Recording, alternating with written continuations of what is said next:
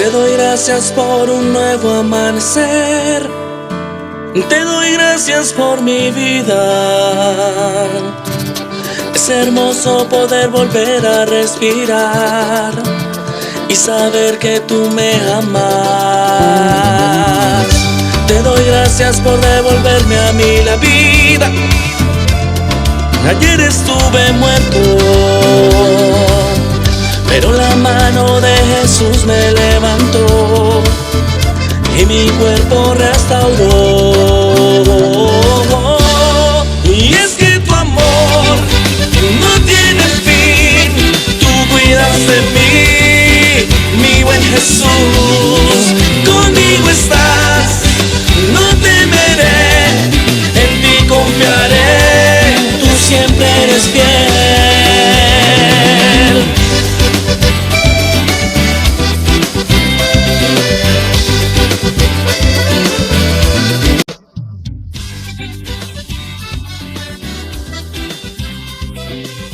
Bienvenidos a su emisora Un Encuentro con Jesús, un espacio de aprendizaje y crecimiento espiritual.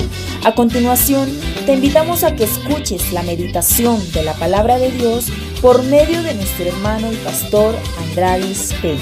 Esperamos que puedas encontrar consuelo y sabiduría, así como la inspiración necesaria para nuestra vida espiritual. Es un momento propicio para reflexionar sobre nuestro caminar, fortalecer nuestra fe y profundizar en la salvación de nuestra alma. Con nosotros el pastor Andradis Peña.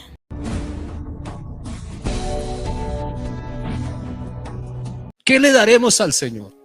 Si todas las cosas son de nuestro Dios. Si respiramos es porque Dios nos da la oportunidad de respirar. Si podemos hablar es porque Dios nos da la oportunidad de abrir nuestra boca. ¿Qué le podemos entregar al Señor? Absolutamente nada, pero Dios pide un corazón contrito y humillado. Un verdadero adorador, que no adore de cualquier forma, sino que un verdadero adorador que adore en espíritu y en verdad. Es lo que pide el Señor de nosotros. Por eso cada vez que nosotros vengamos a este lugar, mis hermanos, no vengamos de cualquier forma, vengamos con un propósito grande, y es darle alabanza a Dios, porque es lo único que le podemos ofrendar al Señor. No tenemos más nada que darle a nuestro Dios. ¿Qué es un verdadero adorador? Un verdadero adorador es alguien que ofrece reverencia y honor a su Dios. Ese es un verdadero adorador. Alguien que ofrece reverencia, se humilla en la presencia de Dios y que le da el verdadero honor a Jesús.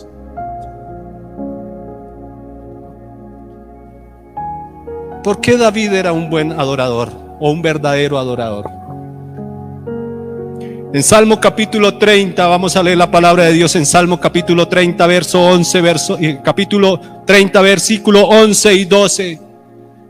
Vamos a evidenciar 5 cualidades que tenía David en el momento de ofrecer alabanzas a Dios o la adoración a Dios.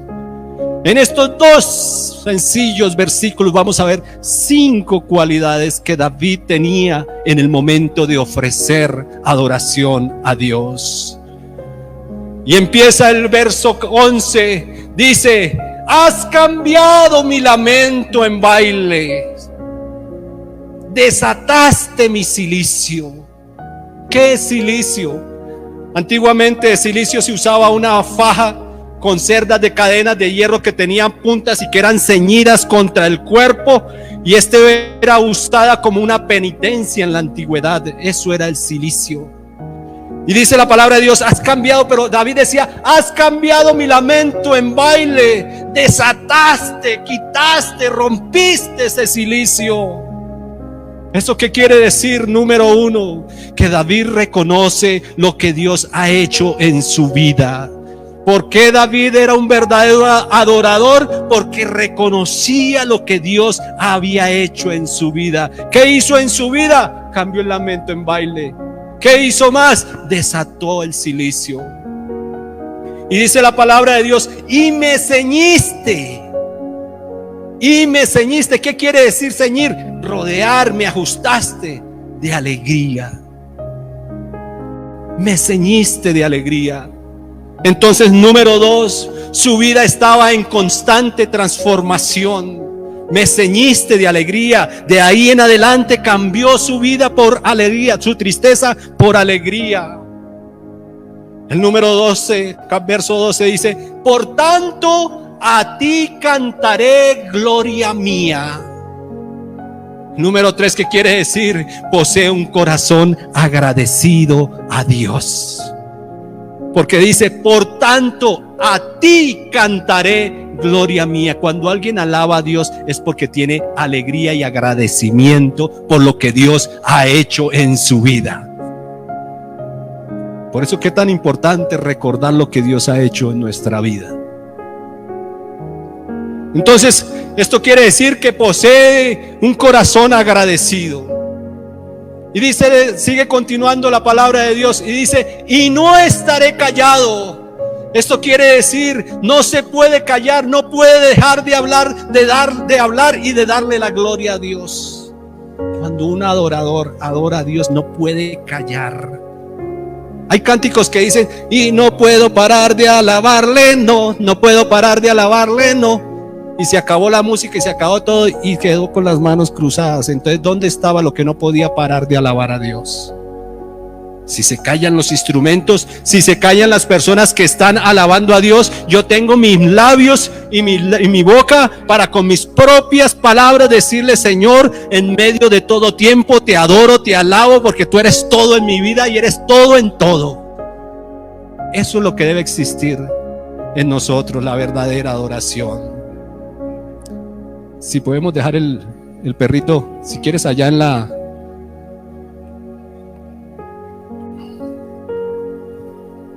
Gracias. Dice el siguiente texto bíblico: Jehová Dios mío, te alabaré para siempre. Jehová Dios mío, por tanto a ti cantaré gloria mía y no estaré callado. Jehová Dios mío, te alabaré para siempre. Quiere decir que cada día renueva su pacto de adoración. 5 cosas, 5 características que tiene David en estos 2 textos bíblicos. Número 1, reconoce lo que Dios ha hecho en su vida. Número 2, sabe que por medio de la oración su vida está en constante transformación. Número 3, está de corazón agradecido. Número 4, no puede callar, no puede dejar de hablar y de darle gloria a Dios. Y número 5, cada día renueva su pacto de adoración. Medito yo, cuando yo alabo a Dios, ¿tengo en cuenta estas 5 características?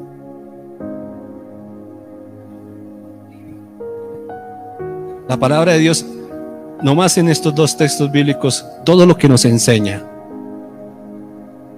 El rey David es un prototipo de adorador por excelencia, porque adoraba cuando quería, donde quería.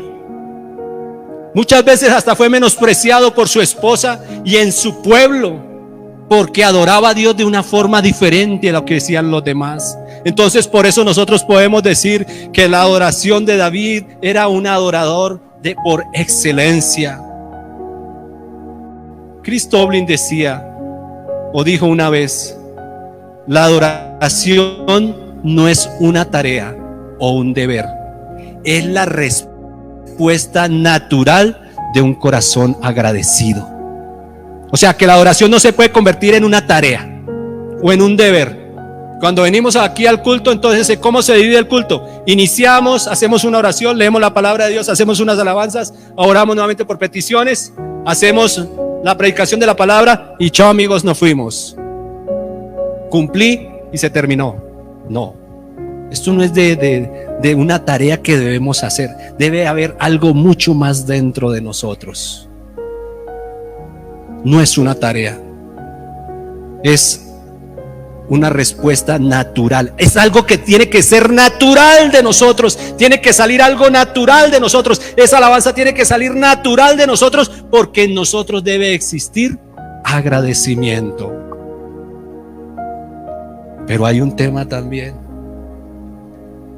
y es que la adoración cuesta.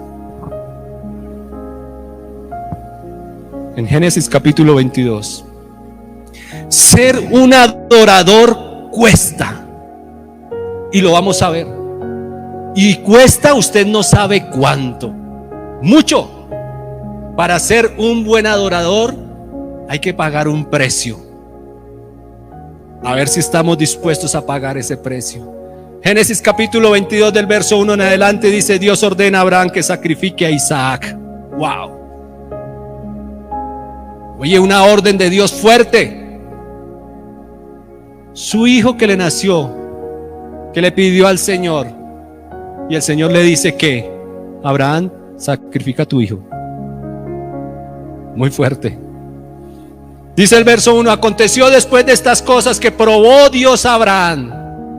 Lo probó y le dijo: Abraham, y él respondió: heme aquí. Y dijo: toma ahora tu hijo, tu único Isaac, y a quien amas, y vete a tierra de Moriab, y ofrécelo allí en holocausto sobre uno de los montes que yo te diré. Y Abraham se levantó muy de mañana. Inició con una obediencia Abraham, a pesar de que era un dolor fuerte sacrificar a su hijo. Y enalbardó su asno, y tomó consigo 2 siervos suyos y a Isaac su hijo, y cortó la leña para el holocausto, y se levantó y fue al lugar que Dios le dijo. Al tercer día Abraham alzó sus ojos y vio un lugar de lejos. Entonces dijo Abraham a sus siervos: esperen aquí con el asno, y yo voy con el muchacho, iremos hasta allá y adoraremos. Por primera vez en la palabra de Dios encontramos la palabra adoraremos. Abraham sabía a qué iba,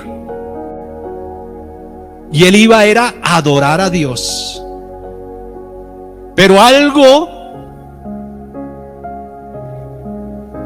que tenía seguro Abraham, y lo vemos en las 2 siguientes palabras.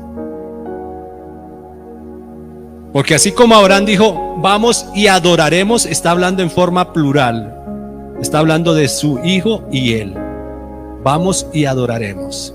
Pero algo que ya tenía seguro Abraham: y volveremos a vosotros. Y no dice volveré a vosotros, sino volveremos. Él ya sabía que Dios iba a hacer algo. Dios le estaba pidiendo algo importante para su vida, pero al mismo tiempo él tenía la confianza de que se irían los dos, pero que volverían los dos, porque Dios iba a hacer algo importante ahí. Él iba a proveer de para ese holocausto. Entonces dice la palabra de Dios que dijo Abraham: volveremos a vosotros, no volveré solo, sino volveremos a nosotros. Y tomó Abraham la leña del holocausto y la puso sobre Isaac su hijo. Yo me acuerdo que cuando estábamos pequeños íbamos a moler caña, mi padre nos terciaba una leña aquí encima, y nosotros tener que ir a cargar con esa leña para ir a calentar los hornos para hacer la panela. O nos colgaban, ¿cierto, Andrés? Nos colocaban la caña, y nosotros con la caña por esa loma arriba para poder moler la caña y poder hacer la panela. Imagínese usted a Abraham haciendo lo mismo, colocándole la leña en el hombro a su hijo, y sabiendo que allá al fondo no iba a haber un animal para ofrecerlo en holocausto a Dios, sino que era su propio hijo que tenía que ofrecerlo. Algo muy fuerte. Yo no sé mi padre y mi madre qué sentían al colocarnos a nosotros encima la caña. Ayuden, porque ¿qué hacemos? Nos toca a todos, ¿cierto? Yo creo que cuando pequeños, la mayoría de los que estamos aquí, nos tocó hacer eso, ayudar en casa. Hoy en día ya hay mucho más otros temas que, bueno, no voy a ahondar. Entonces habló Isaac a Abraham su padre. Ya era un hombre, un niño inteligente. Entonces habló Isaac a su padre y dijo: Padre mío. Y él respondió: heme aquí, mi hijo. Y él dijo: he aquí el fuego y la leña, mas ¿dónde está el cordero para el holocausto? Uy, ¿qué le respondería usted a su hijo si le preguntara una cosa esa, sabiendo que el que iba a sacrificar era su hijo? Muy fuerte. Y respondió Abraham, seguro, confiado: Dios proveerá el cordero para el holocausto, hijo mío. E iban juntos.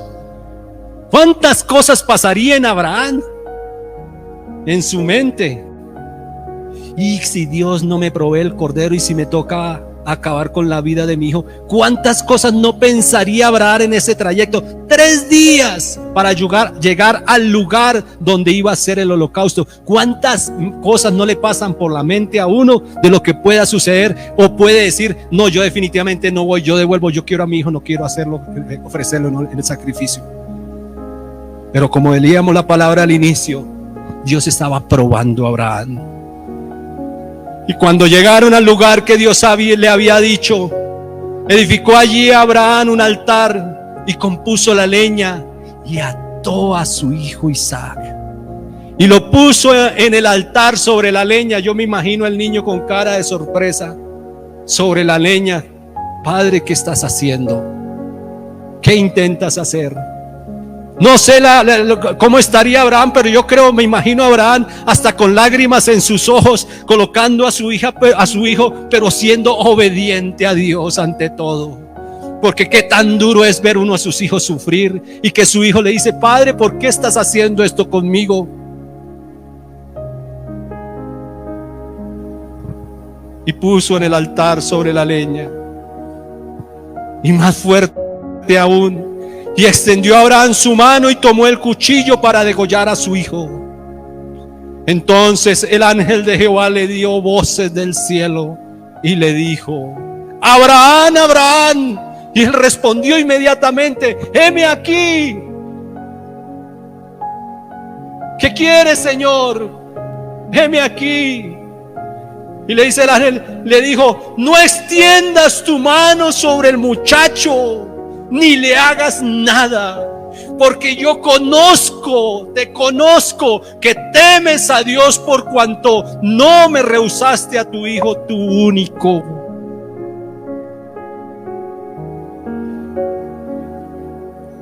Hay que ver cuánto nosotros realmente confiamos en Dios. ¿Le costó a Abraham dolor? ¿Le costó esta adoración a Abraham? Yo creo que le costó, y mucho. Porque era sacrificar a su propio hijo. Adorar nos cuesta. Yo creo que lo que él decía, Abraham tuvo que haberle pasado muchas cosas por su mente mientras llevaba a su hijo, pero adorar a Dios le costó a Abraham quizá lágrimas, cansancio, todo lo que tenía que hacer. Pero Dios libró al hijo de Abraham y proveyó de un cordero para que fuera sacrificado en holocausto, porque en los tiempos del Antiguo Testamento se sacrificaba holocausto haciendo morir un cordero en leña. Asimismo, quizás nosotros muchas veces, cuando queremos entrar en la presencia de Dios, venimos con muchos obstáculos que nos cuestan. Muchas veces con el corazón roto por diferentes situaciones, por cosas difíciles de la vida. Oh, pero en la hora más hostil de nuestro quebrantado, de nuestro corazón, como hemos podido levantar nuestras manos al cielo y hemos gritado, yo no entiendo por qué estoy sufriendo. ¿Cuántas veces no leímos esto, no le hemos dicho esto al Señor? Yo no entiendo por qué estoy sufriendo. No entiendo por qué estoy pasando todo esto. ¿Cuántas veces no le hemos hecho esa pregunta al Señor? No sé dónde tú estás. Hemos llegado hasta desconfiar dónde está el Señor. ¿Dónde está, Señor, en medio de mi tribulación?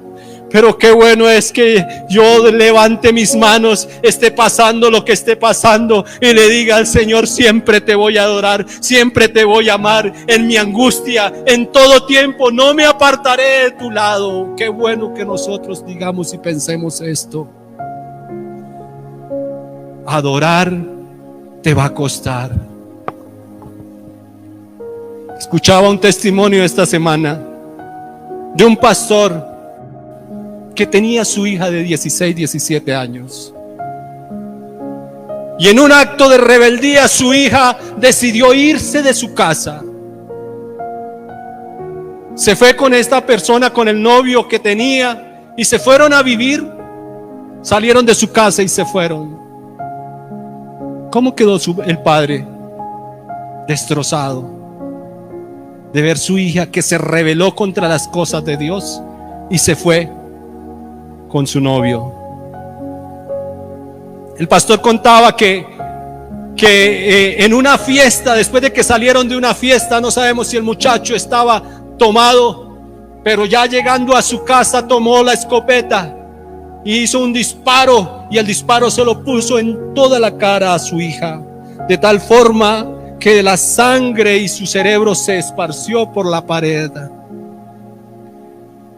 Pero algo que sucedió, que su hija no murió inmediatamente, sino que entonces la mamá de este muchacho, al ver la situación, fue y cogió a la hija y la metió en un carro y se la llevó de urgencia al hospital. Y ella aún vivía. Y esta señora le decía: si tú me escuchas, por favor, aprieta mi mano. Y la niña apretaba la mano cada vez que le escuchaba. Y él ya pudo en ese instante decirle: mira, la situación en que tú estás es difícil. Confiesa tus pecados, arrepiéntete, vuélvete a Cristo. Y pudieron hacer ahí una oración, y la niña le aceptaba que sí cada vez que le apretaba. Ahora digo yo, ¿cuál es el pensamiento y qué puede pasar por la mente de un padre que lo llamen y le digan: su hija acaba de ser baleada en el cerebro, venga al hospital porque está que muere? Yo me imagino el desespero de un papá fuerte. Pero dice que él fue corriendo al hospital y aún la encontró allá, y al verla cubierta toda su cara con vendas y aún en su mano vendada, él llegó allá y vio a su hija y no tenía que decirle a su hija al ver esta situación tan grande, no tenía que decirle, simplemente llegó y le dijo: hija, tranquila, papá está acá, todo va a estar bien. Dice que eso le vino al pensamiento a este hombre. Imagínese al ver esa escena tan grande y él tenga que decirle estas palabras a su hija: todo va a estar bien. Pero luego tuvieron que sacarlo de la habitación donde estaba, y él se fue por el pasillo pensando todo lo que había sucedido, y de un momento a otro sintió que su hija había muerto. Y es así como salen 3 médicos y le dicen: Señor, su hija acaba de morir. Imagínese cómo queda este hombre teniendo su hija en su casa, y que por una desobediencia se fue y le ocurrió todo esto. Pero este hombre es un predicador de la palabra de Dios. 3 meses antes, él dice que Dios había puesto en su corazón hacer un ayuno por sus hijos, y él había hecho un ayuno de 3 días por sus hijos. Ahora, 3 meses antes había hecho un ayuno de 3 días por sus hijos, y a los 3 meses matan a su hija. ¿Usted qué piensa con Dios? ¿Qué pensaría uno como humano? Dios realmente no existe. Dios no contesta. ¿Cuántos pensamientos se le vendrían a uno en su mente de pensar que yo estuve 3 días en ayuno y que realmente lo que esperaba no sucedió, sino todo lo contrario? Y dice que él, estando en esa angustia y meditando y pensando por qué suceden estas cosas, y él muchas veces decía: no, yo quiero despertar, esto es una pesadilla, esto es un sueño, esto no puede estar sucediendo, esto no puede estar sucediendo, Dios. pero que al mismo tiempo sintió una voz que le decía: tranquilo, tranquilo hijo, tú no estás solo, papá está contigo también. Es como si Dios le hubiera dicho a él: yo también estoy contigo. Había un proceso que ocurrir en la salvación de su hija, y tenía que ser así para salvación de su hija, y si no, su hija quizá de pronto se hubiera perdido. Entonces él entendió que en medio de su dolor, en medio de toda su tribulación, sabía que tenía que seguir adorando a Cristo, porque las cosas de Dios con él son así. Nosotros no entenderemos muchas cosas que pueden suceder, y es que es así, la Biblia lo dice, que muchas cosas nosotros no la entenderemos, que la entenderemos más allá. Entonces ser un adorador cuesta. Es sobreponerse a esas dificultades grandes, de uno muchas veces hasta no creer ni tener fe que Dios puede hacer las cosas, o que Dios las hace como Él quiere. Nosotros en medio de nuestra oración debemos aceptar que nuestro Dios en todo tiene la razón, y por algo suceden las cosas. ¿Qué hace un verdadero adorador en esta situación? Un verdadero adorador se mete en la presencia de Dios. ¿Cómo? Romanos capítulo 12 nos muestra también 5 cualidades de un verdadero adorador. Dice la palabra de Dios en Romanos capítulo 12, verso 1: así que, hermanos, os ruego por las misericordias de Dios que presentéis vuestros cuerpos en sacrificio vivo. Entonces, un verdadero adorador se presenta ante Dios como un sacrificio vivo. Es como ese instrumento principal en la alabanza de Dios.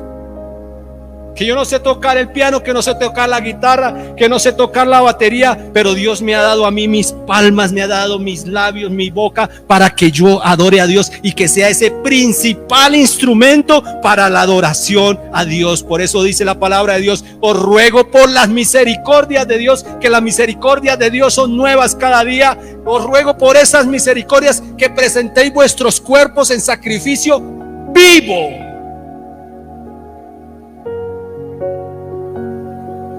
santo, agradable a Dios. ¿Cómo debe ser nuestra adoración? En sacrificio vivo, santo y agradable a Dios. Eso quiere decir que vive una vida de santidad que agrada a Dios.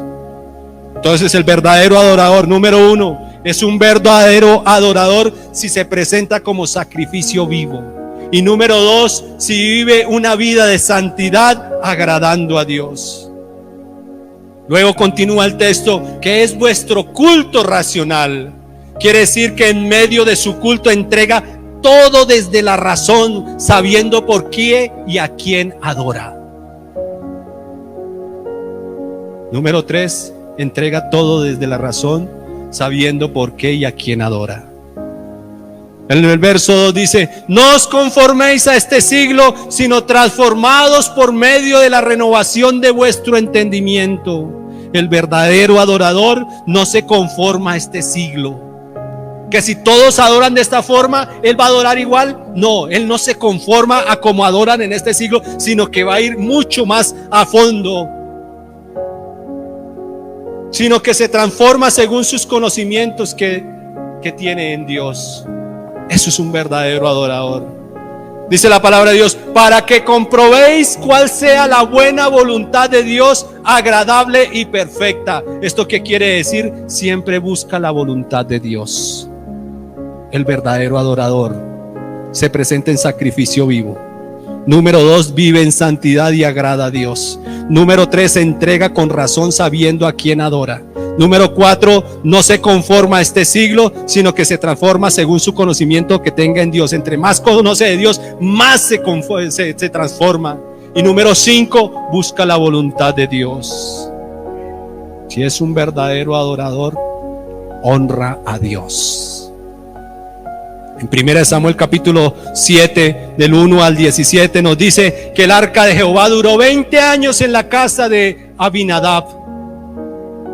20 años estuvo el arca de Jehová en la casa de Abinadab. ¿Y qué pasó? Y solo habían lamentos. 20 años la presencia de Dios en esta casa y solo existían lamentos. Quizás ahí en esa casa no había un verdadero adorador a Dios, o no había uno que honrara a Dios.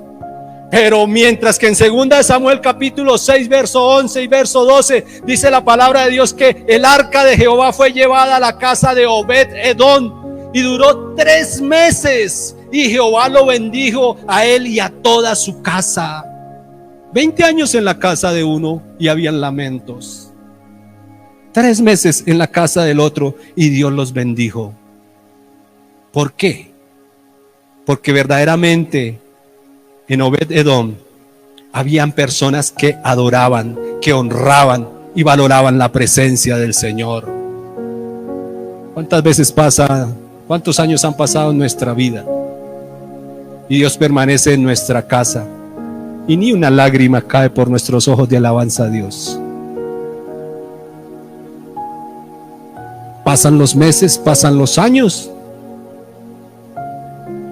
A mí me ha sucedido que yo muchas veces voy hasta en el carro, escucho una alabanza a Dios y me toca, me llena mi corazón. Inmediatamente empiezo a derramar lágrimas por mis ojos y empiezo a decirle: Señor, esta alabanza es para usted, mi Cristo. Pero pueden pasar años y muchas veces en nuestras casas no hay una verdadera adoración a Dios. Adorar a Dios no es únicamente aquí. Uno adora a Dios en todo lugar. En todo lugar uno adora a Dios. ¿A quién es que entonces debemos adorar? Es una pregunta lógica, ¿no? ¿A quién debemos entonces nosotros adorar?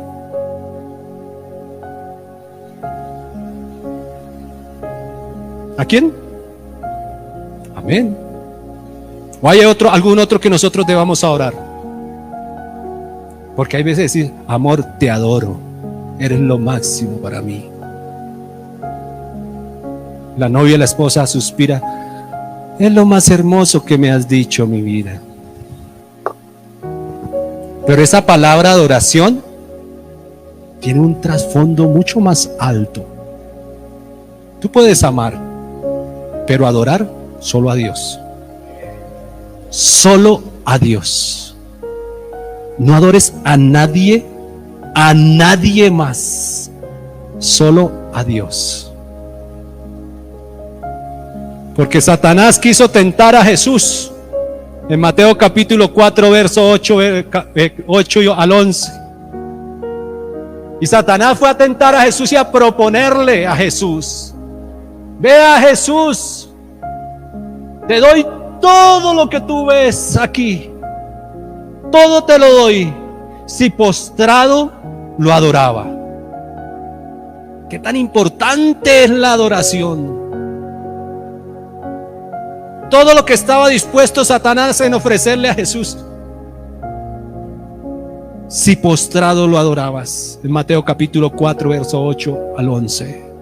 Pero ¿cuál fue la respuesta de Jesús? Una respuesta contundente. Y le dijo: vete, Satanás, escrito está, al Señor tu Dios adorarás y a Él solo servirás. Al Señor solo adorarás. Así que no adores a ningún otro. Al Señor solo adorarás y a Él solo servirás. O sea que cuando nos vengas pensamientos de adorar a alguien o alguna otra cosa, debemos tener cuidado, porque eso viene de parte de Satanás, eso no viene de parte de Dios. Nosotros debemos tener conscientes plenamente que a nuestro Dios solo adoraremos. Así que la próxima vez que tú sientas que vas a adorar alguna otra cosa fuera de nuestro Dios, piensa muy bien en lo que estás haciendo, detente, porque al Señor tu Dios solo adorarás, a ninguno más. ¿Y por qué se adora a Dios? ¿Por qué debemos adorar a Dios? Porque el Señor es digno de recibir la gloria. Él es digno de recibir la gloria. Él es digno de recibir la alabanza. Él es digno de recibir con humildad nuestra adoración. Porque es nuestro Padre. ¿Sabe por qué más debemos adorar a Dios? Porque por su voluntad fue hecho todo. Esta es una razón suficiente por la cual debemos adorar a Dios, porque por su voluntad fue hecho todo. En Isaías 43 dice: todos los llamados del nombre de Dios fuimos creados para la gloria de Dios. También debemos adorar. ¿Por qué se adora a Dios? Porque es un mandato bíblico. La Biblia nos enseña en Éxodo capítulo 20 que no debemos tener dioses ajenos, que solo a Jehová adoraremos. Entonces también es porque un mandato que Dios nos ha dado. Pero hay una razón especial por la cual nosotros adoramos a Dios, y es porque vivimos agradecidos. Vivimos agradecidos que Él diera su vida por amor a nosotros. Vivimos agradecidos por habernos dado esa salvación. Vivimos agradecidos porque nos sacó de la esclavitud del pecado para darnos vida eterna. Por eso nosotros adoramos al Señor Jesucristo. Cualidades de un verdadero adorador.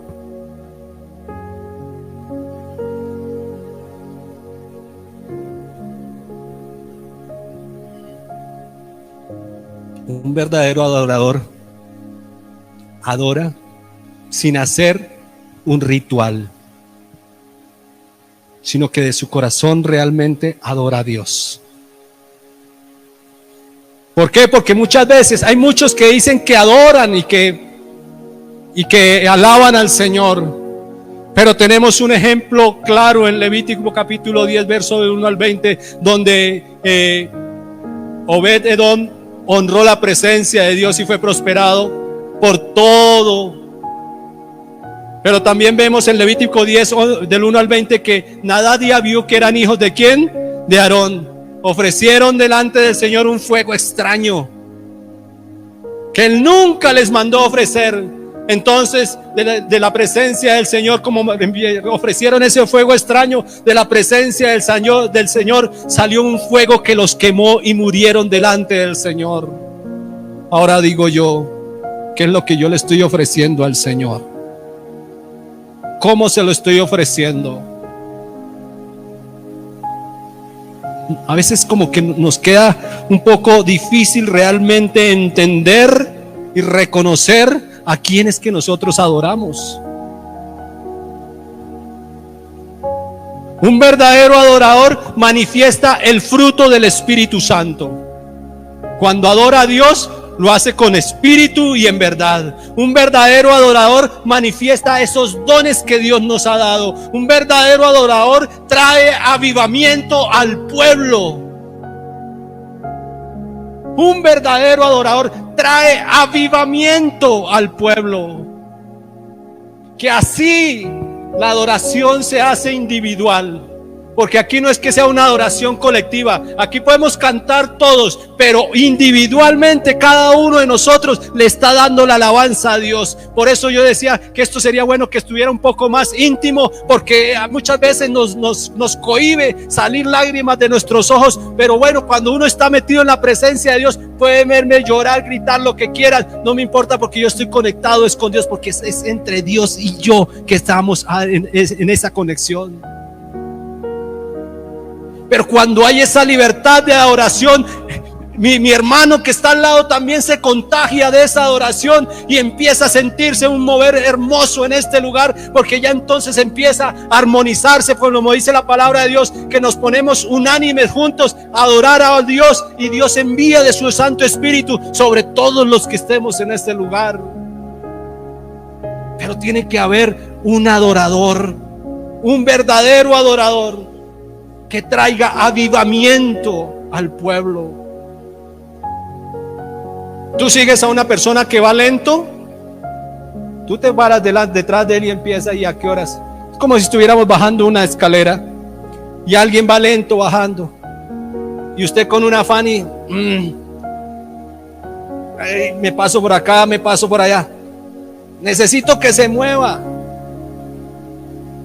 Pero seguro que también veo a una persona en Europa, la gente camina muy rápido. Yo no sé, pero viven siempre como desesperados, como de afán para todo. Y a veces yo veía que alguien iba a hacer camino y después ya iba súper adelante. Yo dije, pero ¿y cómo hizo? Y yo a veces me ponía a la par, dele, dele y dele, y me cansaba. Ya no les daba el ritmo a ellos. Trataba de pegarme a ellos y no lo podía hacer. Hay que vivir en avivamiento, pero que ese avivamiento sea contagiado del uno al otro, que uno busque el avivamiento, busque la presencia de Dios, adoremos a Dios en espíritu y en verdad. Un verdadero adorador es promocionado, va escalando y alcanzando nuevos niveles en el Señor. Ya cuando uno adora a Dios, al principio quizás lo hacía de una forma, pero uno ya entiende que debo adorar de una forma más de corazón. Me voy a otro nivel y luego así subo a otro nivel, de tal forma que cuando usted empieza a adorar a Dios, le es fácil entrar en su presencia sin ningún inconveniente. Entonces, ¿qué quiere decir? Que es una persona que está siendo promocionada para ir escalando e ir avanzando en los niveles en el Señor Jesucristo. Un verdadero adorador deja un legado para su generación. Ay, yo me acuerdo como mi padre adoraba a Dios, podrán decir sus hijos. Yo me acuerdo que mi madre tenía una voz súper delgadita, pero se escuchaba hermoso cuando cantaba estas canciones. Ese verdadero adorador deja un legado a su generación. Yo no sé si mi tío Marcos, él todavía me imagino que toca su guitarra en su casa. Saca su guitarra y se pone a tocar en su casa. Yo me imagino que sus hijos lo están escuchando. Y quizá muchas veces mi tío, en medio de su alabanza y su adoración, sintió que esa canción debería cantársela al Señor con todo el corazón, y muchas veces sentiría que derrama lágrimas en sus ojos cantándole a su Señor, pero ahí abajo hay un hijo o una hija que está escuchando cómo su padre alaba a Dios. Y que Dios no lo quiera ya cuando no está esta persona, él siempre va a pensar y decir: me acuerdo cuando mi papito tocaba su guitarra y le cantaba a Dios y cantaba estas canciones, yo sentía algo especial. Ese padre está dejando que una generación aprenda a adorar a Dios. Un verdadero adorador sabe a quién adora y a quién envía su adoración. Eso es un verdadero adorador. Sabe a quién adora y a quién envía esa adoración. No está condicionada por cómo se siente. Hoy me siento contento, entonces voy a adorar. Hoy me estoy triste, voy a adorarlo de otra forma. No, un verdadero adorador sabe a quién está adorando, sea como sea, hayan instrumentos o no los hayan, haya quien aquí dirija la alabanza o no lo haya. Dios sabe cómo lo está haciendo cada uno de ustedes, y ese verdadero a Dios, ese verdadero adorador sabe a quién le está dirigiendo la alabanza. Es consciente es que nosotros estemos dirigiendo la alabanza a donde debe ir nuestra adoración. Un verdadero adorador es obediente. ¿Obediente qué? A la palabra que estamos predicando hoy. Un verdadero adorador es íntegro. Un verdadero adorador es honesto. Que cuando está adorando a Dios se lo está haciendo con el corazón. Y no lo está haciendo por fingir o porque me vean que estoy adorando a Dios. No, está siendo honesto con el Señor Jesucristo y le está diciendo: Señor, esta alabanza yo te la canto a ti porque vivo agradecido por todo lo que tú has hecho en mi vida. Un verdadero adorador sirve a Dios y a sus prójimos. Un verdadero adorador es responsable de lo que hace cuando entra en la presencia de Dios. Un verdadero adorador es humilde. Un verdadero adorador se humilla ante la presencia de su Dios. Segunda de Crónicas 7:14 dice: si se humillare mi pueblo sobre el cual mi nombre es invocado, y oraren y buscaren mi rostro, y se convirtieren de sus malos caminos, entonces yo iré desde los cielos, perdonaré sus pecados y sanaré su tierra. Un verdadero adorador se humilla ante su Dios. Aleluya. Colóquense en pie, mis hermanos. Quizá usted tenga que decirle: Señor, no he sido lo más honesto ante ti en adorarte. Quizás he actuado un poco mediocre en lo que he hecho. Perdóname, Señor. Pero ayúdame, Señor, para que yo de aquí en adelante sea alguien diferente. Yo realmente quiero ser un verdadero adorador. En Juan capítulo 4, 23, 24 dice: mas la hora viene y ahora es, cuando los verdaderos adoradores adorarán al Padre en espíritu y en verdad, porque también el Padre tales adoradores busca que le adoren. Aleluya. Debe haber una comunión entre el Padre y sus hijos. Que tú le adores en espíritu y en verdad, porque eso es lo que busca el Señor. Que Él está buscando adoradores que le adoren, pero que adoren a Dios no de cualquier forma, sino espíritu y en verdad. Es necesario que adoremos a Dios. Ahora, de aquí en adelante, ¿cómo vas a adorar a tu Dios? ¿Vas a seguir haciéndolo de la forma como lo venías haciendo? ¿Vas a hacerlo para que te vean? ¿Para que vean qué hermoso cantas? O los que estamos allá sentados, vamos a hacerlo porque apenas nos dirigieron, y si se equivocaron los de aquí de alabanza, entonces yo me callo y me quedo quieto.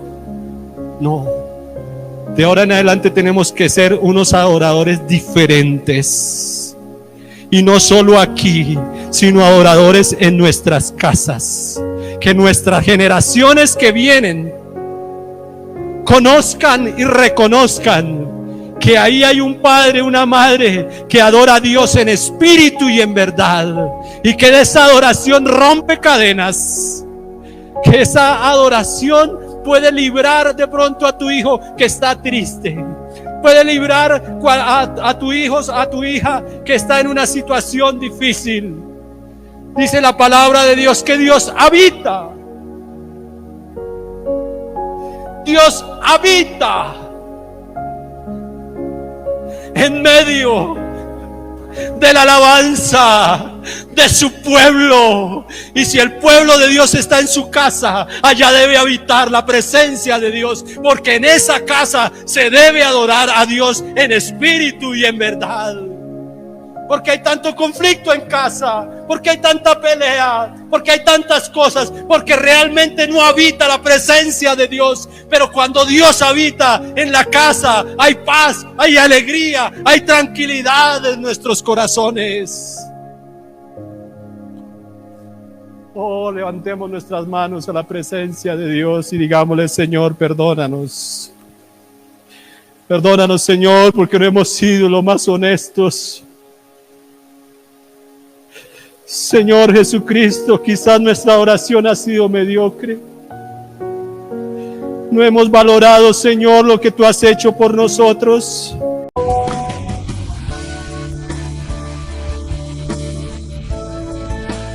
Unos minutos de reflexión con nuestro pastor Andradis Peña.